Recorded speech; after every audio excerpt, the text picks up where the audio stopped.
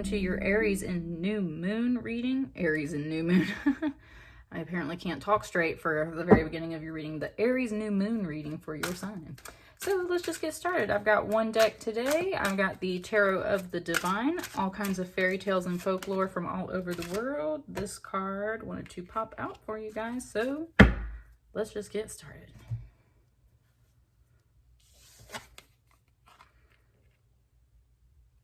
Judgment.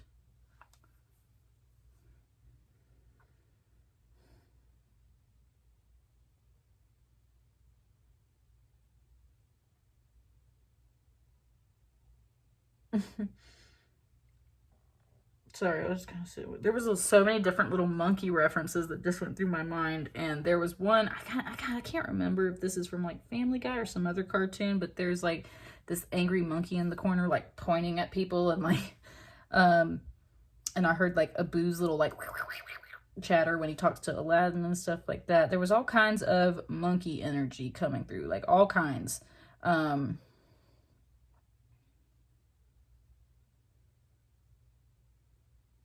It was just saying the spirit of the monkey, Gemini, spirit of the monkey. So that's kind of like a spirit animal coming through for you. Now, a judgment card usually has a little bit of a different vibe to it, but this monkey energy, monkeys are very closely related to humans, right? So number one, very human-like in their behaviors, in their emotions, in their intellect, and how they interact with each other.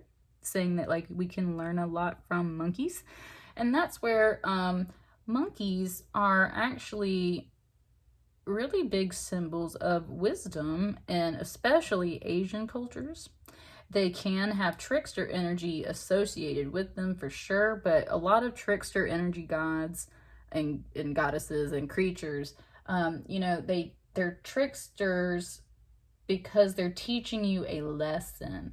They're tricksters because they are so wise, and they therefore know how to navigate some situations, right?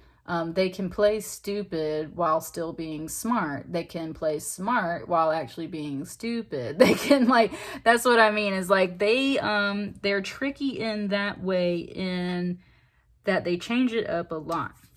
And that's what this judgment card is about, like, kind of like time to change it up, time to, and this will come to you, like this judgment, this higher calling, higher path at this time will, like, kind of come out of nowhere.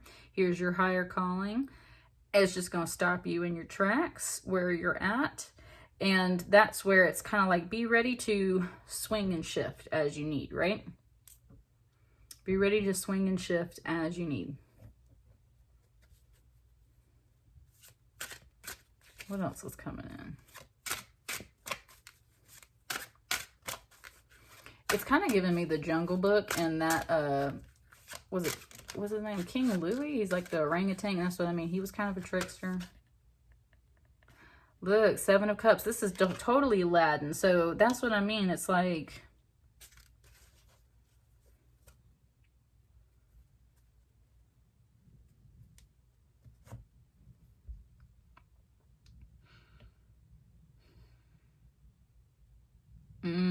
interesting. Okay, hang on. It's talking about the animated Disney movie, and it's talking about how when they go into the lion cave, right? The lion spirit tells Aladdin, touch nothing but the lamp. Or you'll never be allowed to leave, or you'll never, you know, right? Or you'll never return type deal. And it's actually Abu, the monkey, that is greedy in a sense. He sees a giant ruby, which there is a couple little rubies over here. Abu in that animated movie sees the giant ruby and does not heed the warning and touches it. And that's what actually gets Aladdin locked in the cave. And that's definitely a kind of judgment moment. Even though this card feels very positive, it's just pointing out that the moment, and look, here's the ruby, right? It's saying the moment Abu touches the ruby, the lion, the cave spirit, knows, right? And starts throwing them into chaos. And that is the moment of judgment. Is it going, it's kind of like Indiana Jones, right? Like you grab something and the giant boulder rolls out to come crush you type deal. There's definitely some mystery here. There's definitely some stuff about judgment and trickster energy. So there's definitely a message right now about like being wise. If you ain't supposed to touch the ruby buddy, don't touch it, right? So with the Seven of Cups, there's a lot of mystery and fantasy involved in that. And look at them both just kind of like blank staring off into space. There's a little bit of a companion, like a friend energy, a brother energy. But Gemini, this is for sure talking about you. Like, you keep your paws off some stuff you ain't supposed to be touching, because you're going to get that moment of judgment either way. Touch only the lamp. Touch only the things you're supposed to touch. Deal with only the energy you're supposed to deal with right now. Don't go stirring the pot kind of deal, right? That's kind of the message coming out for you right now. Don't go stirring the pot. Don't touch things you're not supposed to touch. Heed the warnings if you're getting some signs that are coming in to tell you, like, you know, don't do certain things. I think it wants this one here, and we'll do this one here. You got a Seven of Wands on the other side too, so you got a 7-7. This Seven of Wands is about breaking through near impossible obstacles, right? Brute strength, this mighty hammer, these just busting through these rocks to build railroad. Like this symbolism right here is about the focus that on the flip side you need, right? Whereas Aladdin and Abu are all like, oh, look at all this stuff, right? On kind of the flip side where they're not really doing anything, Seven of Wands, God, what's his name? John Henry. It's not John Henry, is it?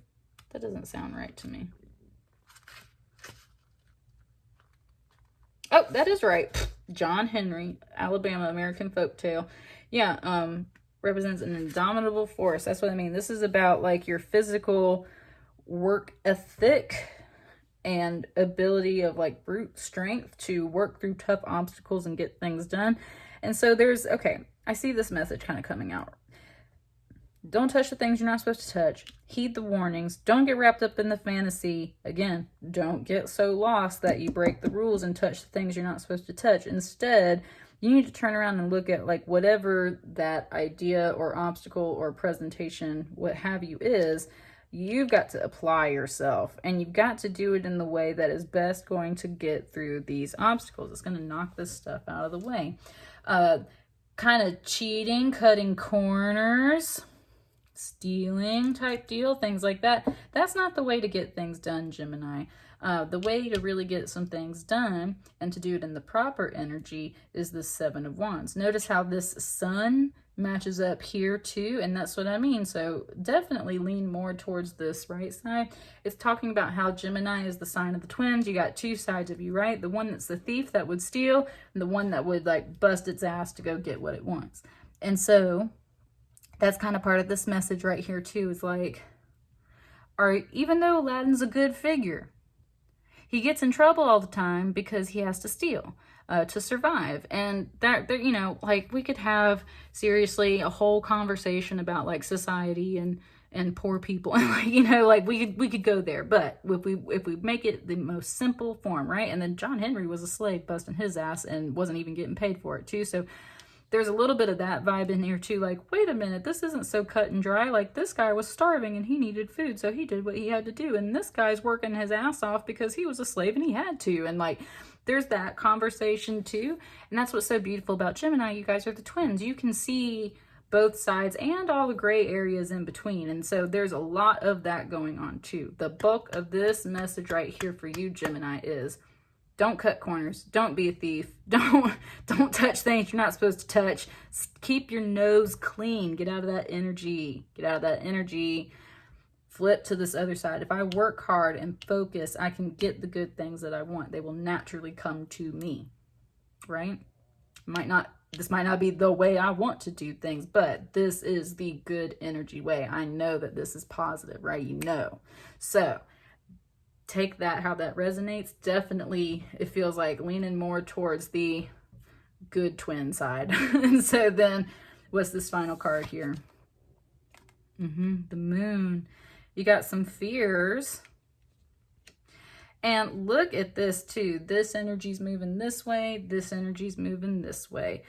That's what I'm saying. Don't get all bogged down with some fear either hearing this message. Just, especially if you notice yourself, I love this kind of flow. These two figures moving this way, these kind of figures kind of going that way. With this monkey going this way, it's like you're going to kind of see the sign, and you might travel through some of this Seven of Cups Aladdin energy. Let me cut corners and be kind of tricky and sneaky and get out of here. And then you might kind of back off and be like, wait a minute, like, I don't know. And that's where this Moon card energy is coming through. And you're going to very gracefully switch to that other energy on the other side where it's like, no, let me focus, let me work for this, because I know this is a better energy and I can achieve this. I can do this, right? I don't need to cut corners. I don't need to cheat myself, cut myself, hurt myself by doing things I'm not supposed to do. I can instead take my time, gracefully move over here, and with some hard work, I can achieve this same energy, but in a much more positive way. Boom. Gemini. In a nutshell. Totally. On the bottom of the deck, the Sun card. Woo! Look, I was talking about the sun. Yes, like, seriously, if you see yourself drifting into these thoughts, into this energy, Gemini, like, turn it around. Go back to the sun. Happiness, happiness. Think long-term, not short-term. What makes you happy in the long term, right?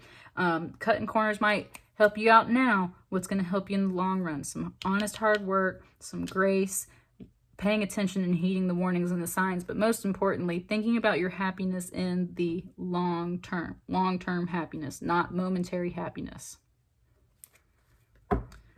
Awesome message, Gemini. I hope you heed it. So that being said, I will catch you guys on the next reading. Y'all enjoy your Aries new moon. I'll see you guys next time. Thank you.